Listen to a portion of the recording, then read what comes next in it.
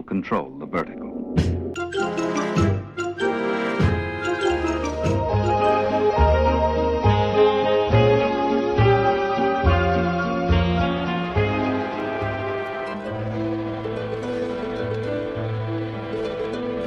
Welcome to Anthologic, the TV anthology podcast.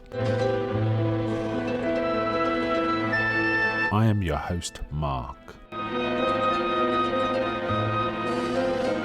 Anthologic is a podcast dedicated to exploring the good, the bad, and the odd of horror, science fiction, and the best of mystery suspense anthology shows and series on TV.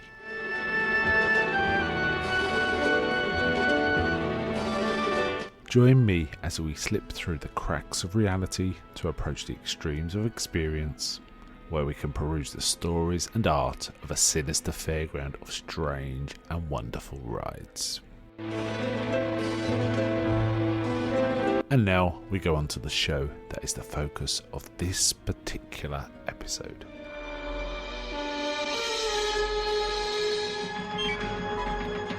Welcome to this episode of Anthologic with your host Mark. Now, this is one of those episodes where I'm doing a random dip and just to pull the curtain back, what I do is I ask Google to give me a random number between 1 and whatever number of episodes I've got that aren't my usual run. I think I'm up to about 60 at the minute. So, and then it gives me a random number and I take it. And here we are with that. I am talking about a British TV anthology series called Tales of Unease. The first aired, it was only one series, 7 episodes. It aired in 1970. I don't think it was repeated. And its first episode aired on the 30th of October, and I think it finished sometime in mid-December, so it was weekly. Now, it was based on a series of horror anthology books, edited by John Burt for various sort of modern writers, and I did try and look into getting a copy of one of the books just because I like to try and delve in a little more. However, they were really expensive. The cheapest one I could find was for one paperback with no details about what was in it. I have to say, and it was only one, and I believe this was a series of books. And the cheapest one was £16, up to 80 or 90. So I didn't go that route. I thought, nah. So it's interesting. It's spun off from a series of books written between 1960 and 1969. I say 7 stories. It says on Wikipedia it was black and white, but in fact it was colour. The one episode I saw was colour, and it was programmed by London Weekend Television, which was the London sort of area broadcast from about 7 o'clock Friday until last thing Sunday night. They tended to take over in terms of independent TV in the London area. So they sort of commissioned and showed these shows. So the one I'm going to talk about is the first one. It's called Ride. This was written originally by a writer called Michael Hastings, a playwright called Michael Hastings, and it's kind of a modern version of something you'd find by Dickens. I think it's that kind of vibe. It's basically, it starts at a sort of modern college, a sort of art college or an art school, and we see some of the students and lecturers sort of interacting, not particularly nice people. There is a very young James Hazeldine pops up in this, which is kind of interesting, but he's not the main character at all, actually. But who we do get who's more famous is Susan George pops up. The main character in this is a chap called Arth. He's played by Miles Riesemann. He's sort of a bit of a long-haired student, art student. He goes into the main campus on a Saturday night, and there's a dance on, and he is strongly attracted to a girl who's kind of just standing in the middle of the dance floor, tries to talk to her. I sort of asked her to come home with him, she won't. And it's a bit of Me Too sucking your teeth in this, and he gets a bit stroppy, and then she says, I've got to go home, and he insists on taking her home.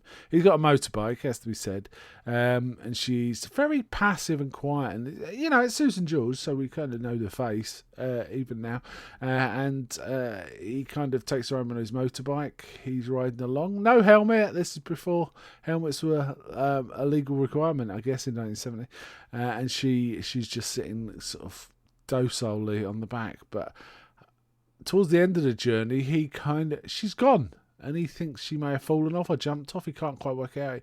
He cycles around, can't find her at all, and it's a bit weird, right? It's a bit weird. It's a bit moody, this. It's kind of interesting. And then he finally then goes back the next day to the house where she said she lived, and he finds her father. And he says, did Sarah get home okay? And he goes, who are you? And basically, the father reveals that Susan had died 3 weeks before in a terrible motorcycle, a car accident or a road accident, is how it's and then when he goes back to the campus and starts talking about the dance, the other students and so on sort of say, there wasn't a dance on Saturday night. What are you talking about? It's next week. The last one was weeks ago. And he's really confused, and then again he goes back onto the campus one night, and the dance is on again, and again he encounters her. Again he offers her a lift home, but as he's going, it's kind of a weird, weird bit of light in here. There's his headlight in the dark, and then we see figures approaching, which is weird. But then we see their policemen, and they're waving them down because there's been an accident. And as he rides on, is she still on the back? He sees the accident, and it is himself. It's himself, so he witnesses his own accident. So I don't quite understand what they're talking about here, whether he was the one that caused the accident in the first place, or whether she's led him into having this accident. I'm not quite sure, but that's the story. Okay, it's reasonable, I guess.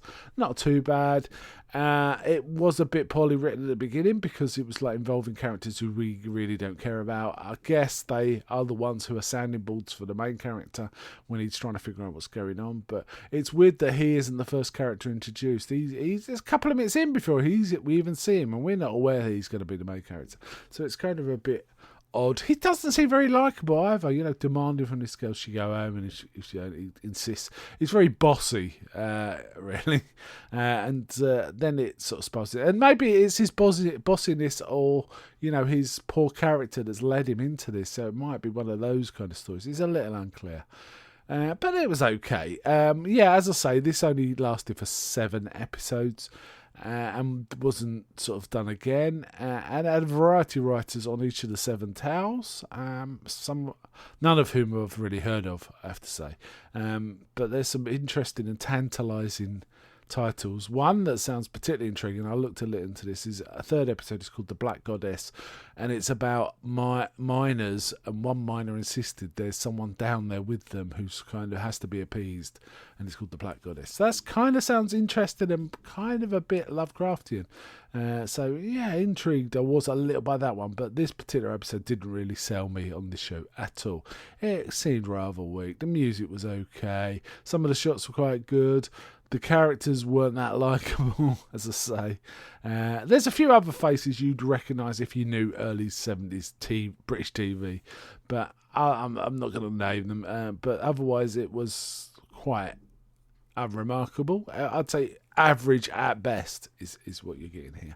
Having said that, it has got 6.6 on IMDb, which quite surprised me, but not a single review. How about that? That's very written review.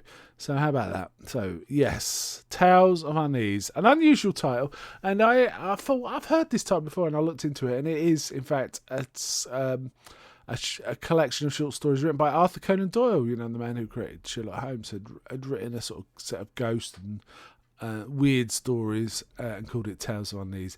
And I have, because I like Conan Doyle and I like those sort of things in book form as well as TV form, I've gone ahead and got the Kindle edition, so I'll be reading that sometime. But it has no bearing on this series from the sound and look of it.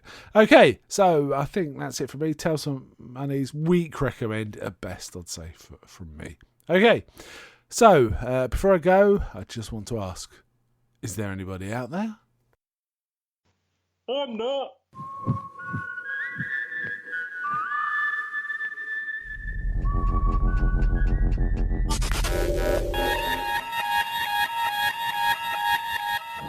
We now return control of your television set to you until next week at this same time, when the control voice will take you to